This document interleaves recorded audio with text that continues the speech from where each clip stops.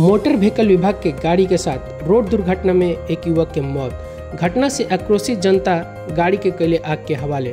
Motor vehicle विभाग के गाड़ी के साथ एक सड़क दुर्घटना में युवक की मौत हो गई। घटना 20 सितंबर अलीपुर जिला के उत्तर पनियालगुड़ी के राष्ट्रीय राजमार्ग के है।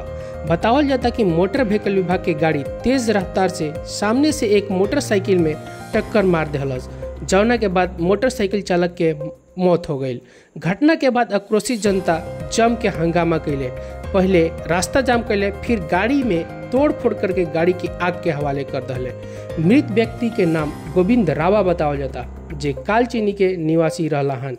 स्थिति के संभाले खातिर घटना स्थल पर भारी संख्या में पुलिसकर्मी के आवे के पड़ल। इस तरह के घटना से इलाका में उत्तेजना के माहौल देखे के मिलल। अलीपुर से न्यूज़ भोजपुरी के रिपोर्ट।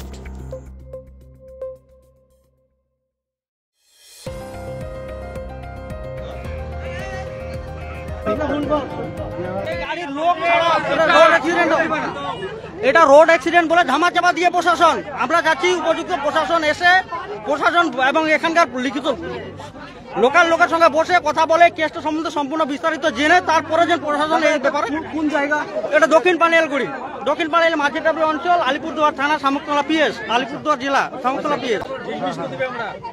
আমরা চাচ্ছি যে প্রশাসনের হাতে এই লাশ দেওয়া হচ্ছে না। এখনই ঊর্ধ্বতন কর্তৃপক্ষ আসুক, তারা বসুক, তারা কথা বলুক সাধারণ লোকের সঙ্গে, তারপরে নাহলে এই বডি নিয়ে যায় তারা এটা রোড অ্যাক্সিডেন্ট বা পথ দুর্ঘটনা বলে তারা ধামা চাপা দিয়ে দিবে।